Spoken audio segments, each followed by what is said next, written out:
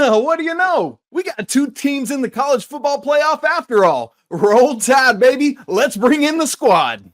You're talking ball with the ACC Squad, sponsored by Game Time. From Florida State to North Carolina, from Syracuse to Miami, and from NC State to California, it's the local experts of the Locked On Podcast Network, bringing you scoops, breakdowns, and the most comprehensive preview of the upcoming ACC weekend.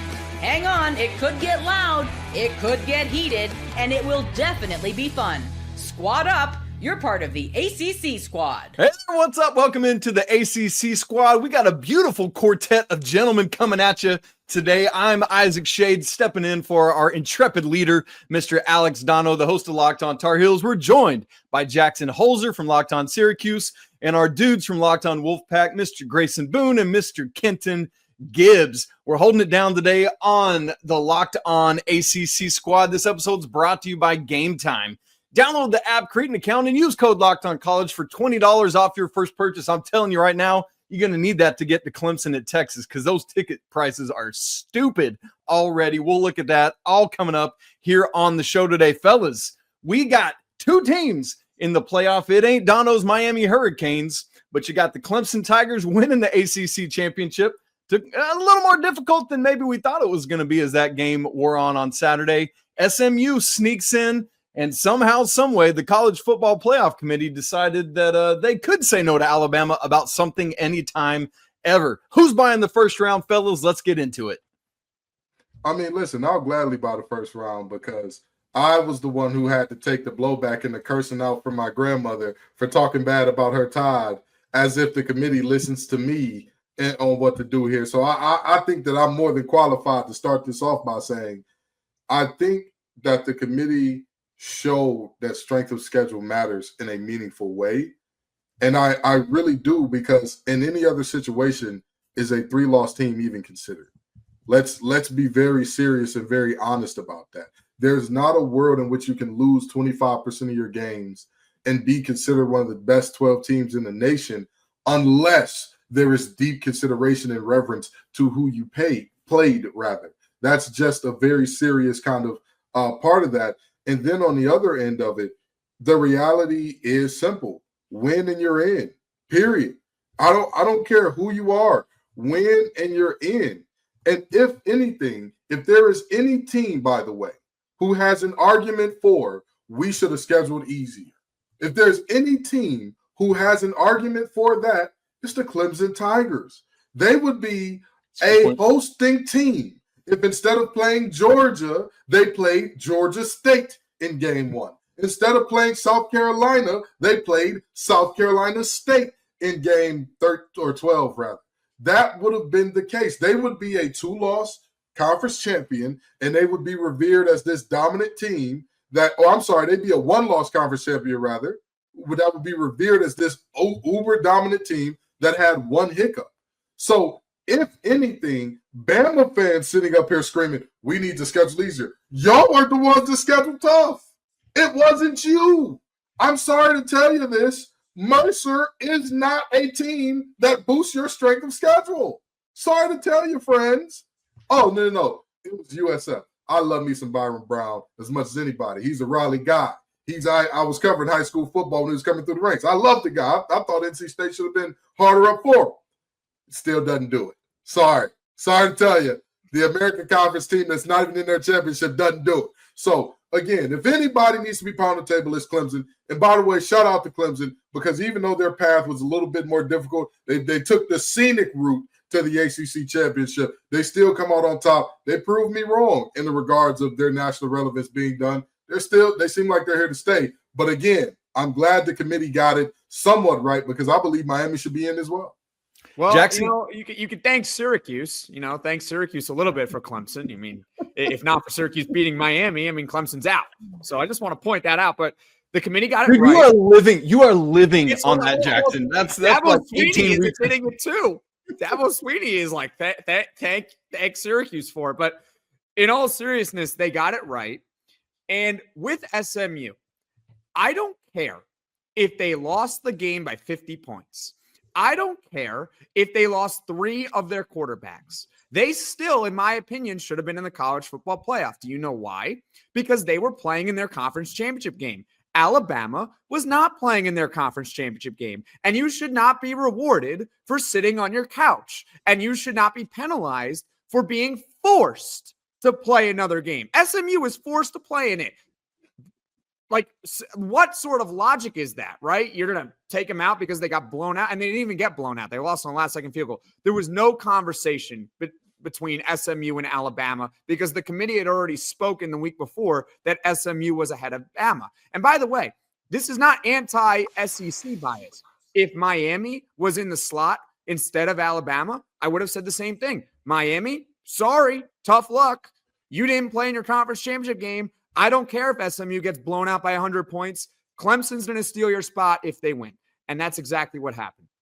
Yeah, there's nobody that got screwed this year. If you're complaining, then your team should have won more games than they did. It's crazy to hear Alabama complaining when they went 9-3. Alabama went 9-3. That's all that needs to be said there. And the same can go for Miami, whoever else. I do want to congratulate Clemson. They made the most of this opportunity. Yeah, shout out Jackson and Syracuse. And I'm very proud of the committee that they did get it right because SMU deserves to be in the field. If SMU got penalized for losing in the conference championship, all conference championships in the future would have been in complete jeopardy. You would probably see teams opt to not play in it, and that would have been chaos. So I'm glad that they got it right. SMU deserves to be in. Clemson's the champion of the conference. They deserve to be in. 2 teams are in for the ACC. And by the way, go ahead, Ken. Can we have a really quick conversation about the conversation that keeps coming up about, well, you all want the most deserving teams and we want the best. What the hell does that even mean? Are we sure Alabama? Like, are we sure? They've won the hypotheticals. And that's the thing. That's the thing. Again, here at Locked On ACC, we do the knowledge, okay? And doing the knowledge tells us that the hypothetical the hypothetical Ole Miss Rebels of this year, let me tell you something. If they were to play the greatest team that had ever been assembled in terms of football, they'd win that game. Despite the fact that they can't beat a 4-8 Kentucky. They win that game by a lot. If any ACC team, it doesn't matter if you bring back those Clemson teams with Trevor Lawrence and ETN on those squads, they get destroyed by anybody in the SEC, even Vanderbilt, even the Mississippi States of the world, because it just means more to them. But then there's a theme. Anita Baker once said in the song Fairy Tales, reality sets in. The fairy tale is over, and now real life begins. That is where we are. Real life has to set in for those jokers in the SEC at some point in time to say, well, damn, you can't lose to a team that lost to Georgia State and we ignore that. Well, hell, you can't put up 3 points against a 5-win team, and we ignore that. And here's the other thing for me with that whole conversation, Kenton. The SEC freaking authored this whole mega conference thing, made their own conference so insanely difficult. You all have made this bed, go lie your butt in it and sleep until next season starts. I got no time for you to feel like to weep and moan and feel sorry for you, Greg Sankey. Keep on adding to your conference. It's going to make it all the more difficult for you to get in. Meanwhile, here we sit with Clemson and SMU, as should be the case because they won on the field, which is why Florida State should have been in last year. I don't care what happened to Jordan Travis.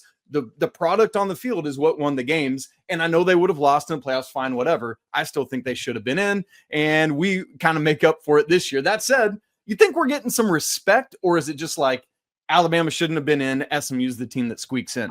I mean, it's a start. It's a start for respect. But I mean, at the same time, I think that it should have been Miami ahead of Alabama. And the debate should have been technically Miami and SMU.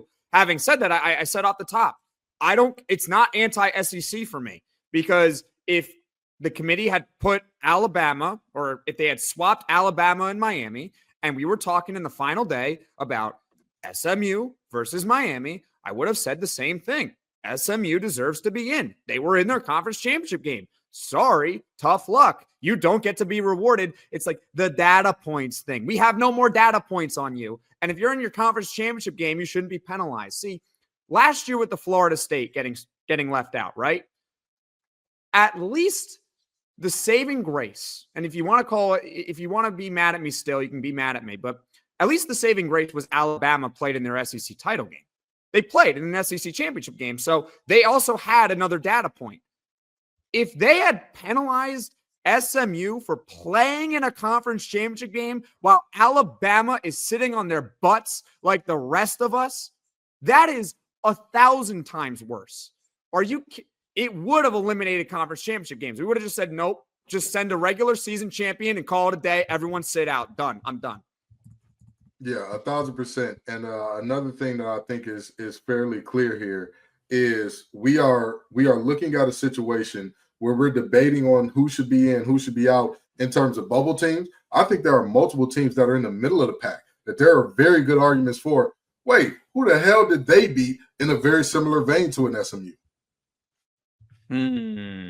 Well, you guys, there's so much more to talk about. How about SMU doing this in their first year in the ACC? We're going to see maybe some other ACC teams finally get their junk together and get things figured out. Let's make this conference grow and get awesome and see if we can compete with these other conferences, the Power 2 so-called.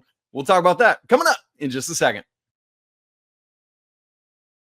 Right after I tell you about our good friends at Game Time. Look, college basketball season is here. There's absolutely nothing better than the atmosphere of a college basketball game. We just had our first ACC games this weekend, all 18 teams in action. Man, you never know what's going to happen.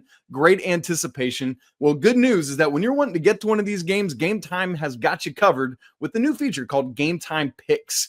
It makes getting to see your favorite team play even easier. What it does is it filters out all the fluff to show you only incredible deals on great seats. So you don't have to waste time searching through everything else. And it's not just for basketball. You can find stuff for the bowl games that are upcoming, concerts, comedy, theater, and so much more. I just used Game Time just the other day to get some tickets for my family. So whether it's Game Time ticket coverage, lowest price guarantee, or the panoramic views from your seat in the app, Game Time has got you covered. How about the 2 CFP games that the ACC is in? SMU at Penn State. Tickets for as low as $97 to get you in the door there in Happy Valley. But as I said earlier, Clemson at Texas, you're going to have to fork over nearly $300 to get in. I found them for as cheap as $283 at Game Time. So take the guesswork out of buying tickets and download Game Time app, create an account, use code LOCKEDONCollege for $20 off your first purchase. Again, create an account and redeem code LOCKEDONCollege for $20 off. Terms apply. Download the Game Time app today. What time is it? It's game time. All right, boys, SMU just slides right on into our conference, not taking any bit of our conference money. Thank you very much. But then they're going to earn us some money wonderfully and thankfully. What does it say about Rhett Lashley and the Mustangs? We called them the Pony Bros earlier this year, that they're able to just step right in and take control of the conference here along with Clemson. I mean, I think it says a ton in terms of this. I think that this should destroy a narrative that some people say hurts the ACC. Some people say it helps the ACC at this point.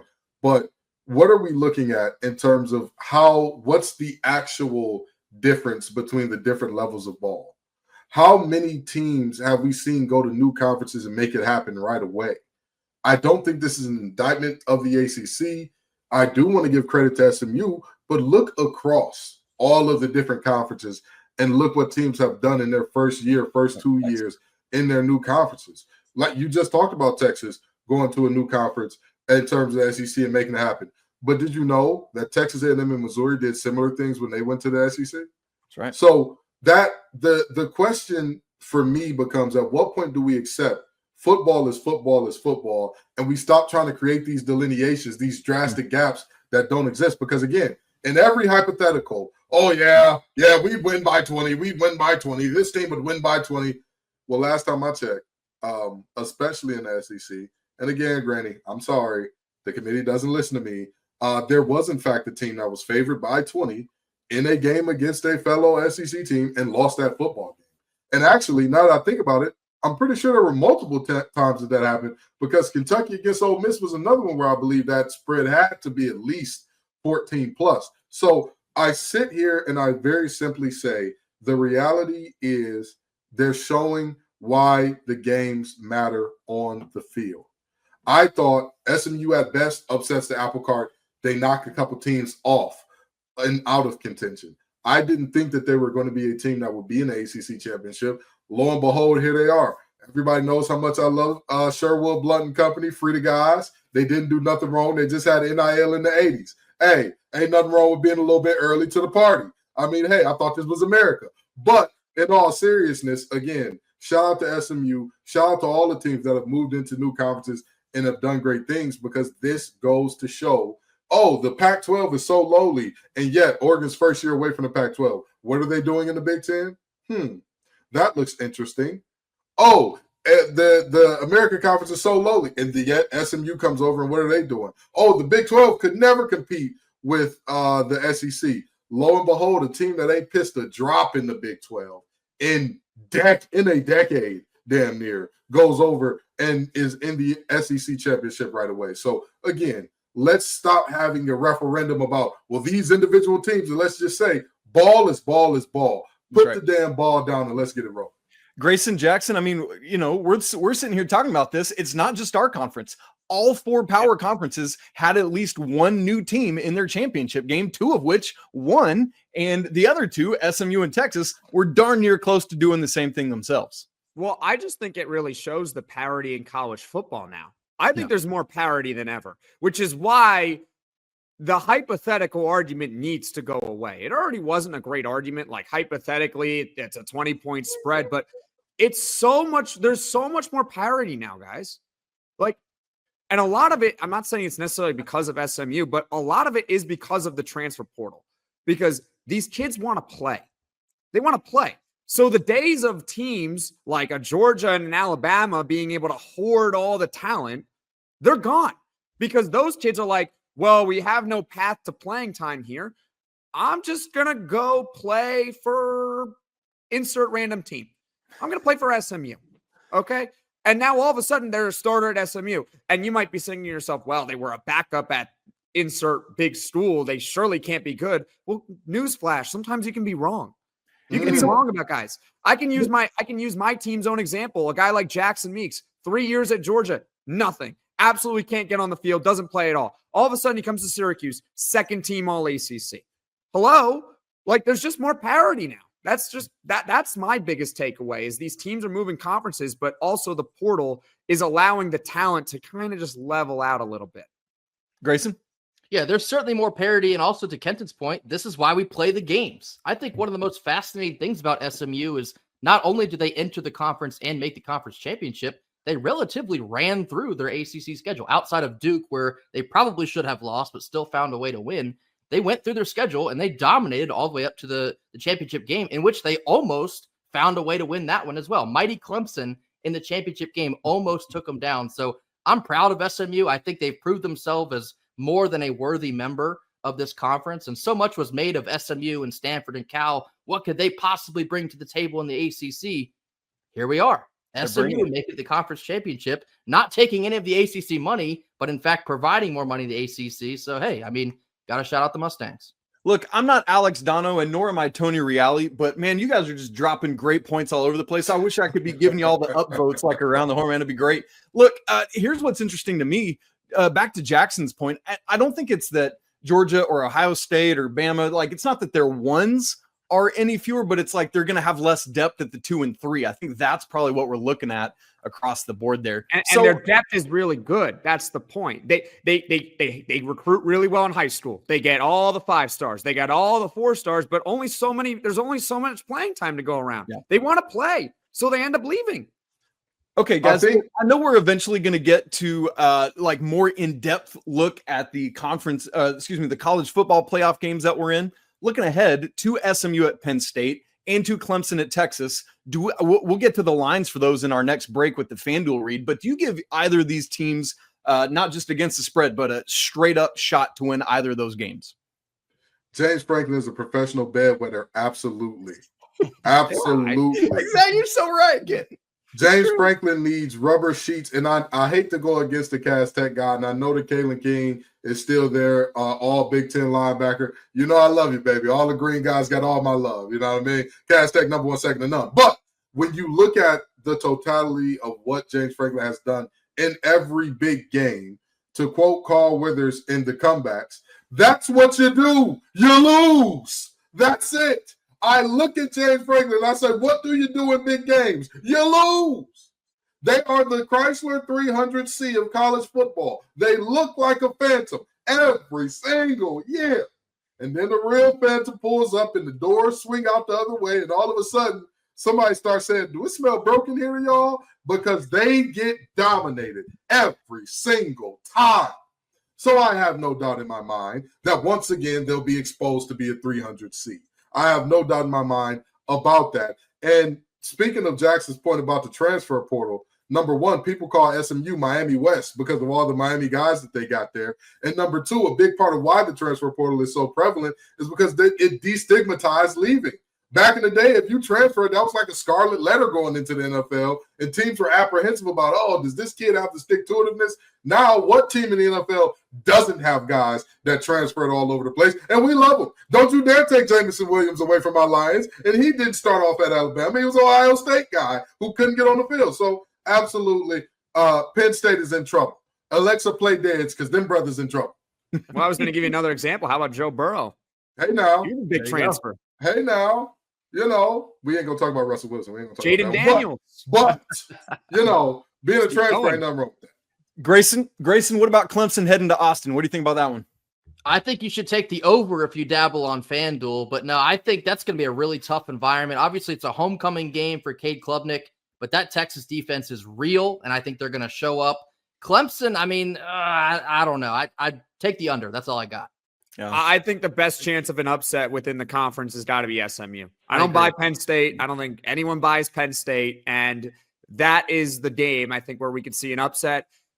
I mean, do you give Clemson a puncher's chance against Texas? Maybe they lay an egg at home. Like maybe you give sure. That's why there's no hypotheticals. That's why you play games. That's why you play the games. You play the game, right? Let's just see what happens. But yeah, I don't think Clemson's gonna win. The only shot I'm giving Penn State is because it is at home in Happy Valley, and SMU is very likely going into a snow game or a very, very cold weather game. And I can tell you something about that northern cold. It's a different type of cold. You know, I lived in Texas for a little bit. I've lived in North Carolina a little bit longer. The cold down here is respectful. It taps you on the shoulder and says, wear a jacket. The cold up north is like Latrell Sprewell. It just get up on you and choke you. It just get up on you. You know, you don't want that in your life. So that's why I would say that Penn State has a fighting chance there. I mean, those running backs are amazing, but guess who stops the run at a higher clip than anybody except 3 teams in the nation? Who's that, Kenton Gibbs? Oh, the Pony Express, of course. The boys from Dallas. You know, the big D means defense on their helmets, folks, because they can stop the run at a very, very high clip, and they take the ball away when you decide to put it in the air. So, you know, I believe that Rhett Lashley is the better coach in that game. Woo. I believe that they will have a roster that has slightly less talent, but have they not figured it out and shown us all year? Doesn't matter how many stars you had in recruiting. What matters is when you put the damn ball down, who wants it more? And SMU has wanted more every game. I think they'll want it more in this game. I'm just not sure if those guys from Miami and Florida and Texas can adjust to like, oh, the wind chill might be 10 degrees that day. How you going to be acting? You know, that's tough. I think everything we know about SMU might say they're comfortable in a whiteout, if you know what I'm saying. Let's go, Grayson. All right, look, I know my Wolfpack brethren, half of this show today, are very, very interested in this next conversation. We're going to figure out who's ready to turn those long sleeve hoodies into some short sleeve hoodies. We're going to get a little bit grumpy and see if we can enroll our 24-year-old girlfriend in Chapel Hill, North Carolina. That's all coming up in just a second.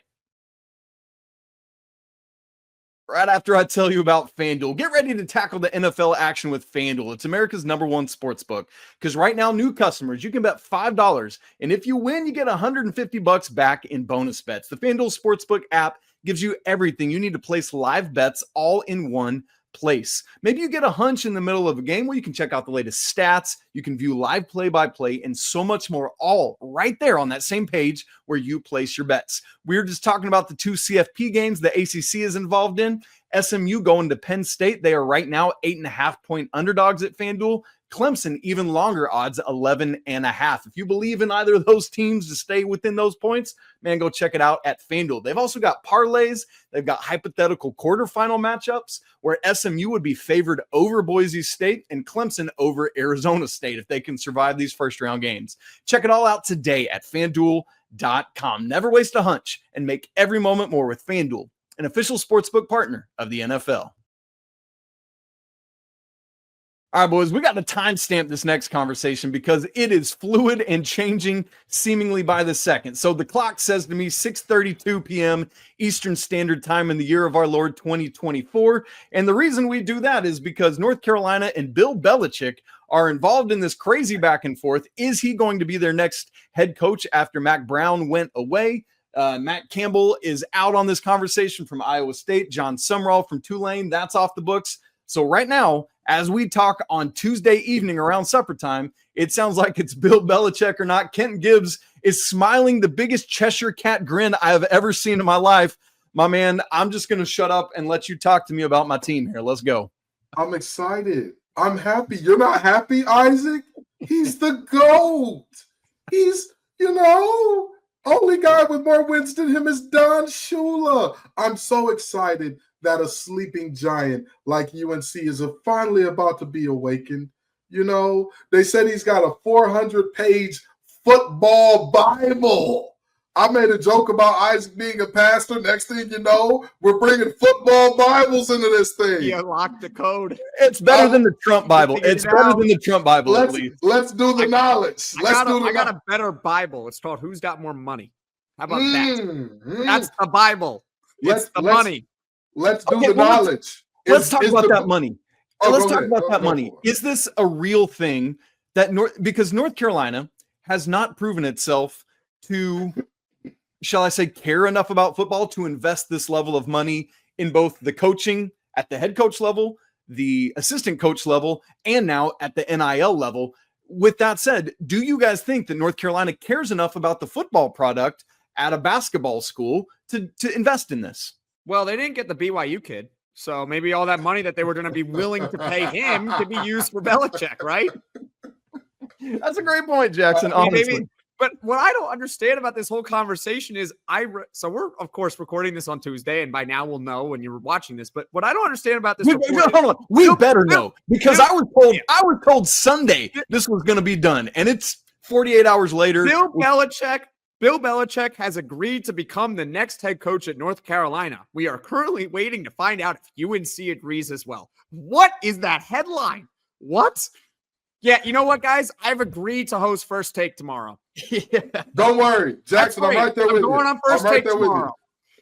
I haven't been offered the job, but I've accepted the job. Okay. Hey, honestly, if that gets Stephen A out the way, man, we'll do whatever we need to do. Screw him. I'll come at a discount. I'll come in, instead of $20 million or whatever his next contract, I'll take $10 million. All right. Hey, I'm not gonna lie. I ain't coming at that much of a discount. You got to give me 15. But I will say this. Has UNC shown the proclivity to spend the money to do it? In some regards, yes. A few years ago, they had the third biggest recruiting budget in the ACC behind only FSU and Clemson. So they've shown the proclivity to spend some money. They just need a coach in there who's going to be a fantastic recruiter. And who's a better recruiter than Bill Belichick? Who have we seen that you would sit up here and say he has a more effusive personality? He's a charmer. He can sell you on the program like a Bill Belichick. I mean, his former players were on Fox talking about whether or not he'd be able to recruit. And all four of them, I believe it was Brady, Edelman, and Gronk. Oh, three of them, rather. Who? Never heard of any of those guys. Who are they? Hey, listen, all three of them said, hell no, he wouldn't be a good coach. But I want to do the knowledge a little bit on the Bible, the Belichick Bible. Is the book of Brady in the Old Testament or the New Testament in the Belichick book of football Bible? Where do y'all think it is? What would you say? I'd say it's definitely the New Testament. I think it's like 95% of the book. I don't think it matters what testament you're it doesn't. You can write the third, the fourth, the fifth testament. I don't care what testament book it is. It's mostly Brady. Congratulations. Hey, listen. This is the stupidest thing ever. What is North Carolina thinking? I could be totally wrong, but this is stupid. I'm telling you right now, the worst report that I've heard out of this, which I'm not saying that this is 100% true. This is just what was reported. The head coach from Tulane apparently got scared off by how unserious all of this is. That's what I had heard, at least. And I was just like, did you just miss out on one of the best rising stars in the game for a 72-year? They said, we're going to get rid of Mac Brown and we're going to bring in a real spring chicken. Somebody with a real fervor for this thing. Somebody that's real, still got Similac on his breath a little bit. Come on down, Bill Belichick. Because look, my hope this whole season, because North Carolina said we've been like basically since the JMU debacle, the James Madison loss, they've known they were going to do this. So why you didn't already have a plan in place is beyond me. But given what Indiana showed us this year, what you just said, Kenton, that John Sumrall route, that was the no-brainer. Pay the man what he's looking for, because that's why he said he was out, is because the offer was underwhelming. And it's like, it's frustrating. It is very frustrating. And now because of the delay, where, as we said, we're 2 days in, to this point, as we talk, Carolina has lost 3/5 of their starting line, offensive line, to the transfer portal, plus Amari Campbell, one of their starting linebackers. And it's just, I know you guys are happy as larks over there, but it's fine. You've already got a multi-game winning streak going. Let's just stretch it to 4 at this point. Wait, do you actually want this to happen? Like, do you want them to get Bill Belichick? Here, I'll say this. At this point, North Carolina has not been a football entity at any sort of national level. Like for me, when I do a football show as opposed to a basketball show on Locked On Tar Heels, the numbers are about a third as strong, even in like the Drake May era, right? And so I think there is a way in which, like, it did. If you heard the interview we did on Pat McAfee, where he's basically talking about being, if we're thinking in basketball terms, like what Kentucky has been or what Duke has been as a kind of one and done factory, that's kind of what he's pitching, right? Is like, that's what I want to do, is have a serious NFL, like, finishing school, basically. So I'm at least like, why not try it and see what happens? At worst, you're going to go 6-6. Oh, wait, that's what happened this year, right? So, I mean, it's whatever. What? Exactly, Jackson. Exactly. Hey, listen. What? You want to be a one and done school in football? Well, listen. You can't be one and done. You can be 3 and done. I'm just saying, he's talking about like being like a professional team at the college level. Let me do the knowledge one more time before we get out of here. Let me do the knowledge one more time, okay? I got it. Everybody said that UNC did Mac Brown dirty on his way out, and that would scare coaches away. And now we're talking about bringing Belichick in, and that's scaring coaches away. I got it. So apparently they want to do 2 sides of this thing, the football side, the recruiting and GM side. You get Mac Brown to be your GM, run everything on the recruiting side, and get Belichick to run everything on the football side. What could go wrong? I'm so excited for this. I am so happy for UNC. I am sure that they will now run up a long string of wins against multiple people, particularly a rival that is 30 minutes away. I am petrified as a Wolfpack fan, and I would be very sad if Bill Belichick signed the contract. Don't do it. Don't do it, Bill. Grayson, I got to give you a word, because I know you're happy about this. Just hit it. I'll help him unpack. I want this to happen so bad, because this is an absolute disaster. This is a publicity stunt gone wrong. I think this is originally an idea for positive PR, and then they scared off all the other coaches. Now they're looking around like Will Smith in Fresh Prince. They're the only ones standing there, and it's still Bill Belichick. I think they have simply no choice but to hire him now, because they're in too deep. I could not be eating this up more than I possibly am right now. One more analogy, and then I'll leave this where it is. Like when you're at a bar and then the lights turn on, you're kind of looking, never mind. You know where I'm heading with that. This is a disaster. I love it. Go Pack. All I'll say is, Bill Belichick has agreed to become the head coach, but we don't know if North Carolina has yet. That is the stupidest headline ever. This is Emmitt Smith to the Cardinals, but in college football edition. Look, I feel like Donno last week when Miami was taking all his lumps. Want this to happen? Do you understand how many views you're going to get with Bill Belichick? Oh my goodness! For a business standpoint, you should totally want this to Yes, happen. yeah. And from my standpoint, I want to see Bill Belichick in the dome because they're Yeah. North Carolina's going to Syracuse next year. I want this would be hilarious. From a content standpoint, I am over the moon, and this is fantastic, and I can't wait. All right, boys, that's enough. I'm gonna just go cry my tears and eat some Brunswick stew, or so. I don't know what we're gonna do. But maybe I'll just go to a nursing home and find Bill and Mac and see what's going on. At least Carolina basketball's undefeated. Good grief. All right, y'all. For Jackson Holzer, locked on Syracuse. Kenton Gibbs, locked on Wolfpack. Grayson Boone, locked on Wolfpack. Our guy Jarvis Davis behind the scenes holding it down. We appreciate you, brother. Donno, everybody else, we missed you this week. Can't wait to be back together soon. Thanks so much for joining us on the ACC Squad. We'd love to hear your takes, folks, on this whole Belichick situation. Obviously, again, this was Tuesday. You're listening to this on Thursday, and you already hopefully know how this has resolved. We'll be back with you next week. Until then, it's been good rounding up with the squad. Stick it here always. Peace.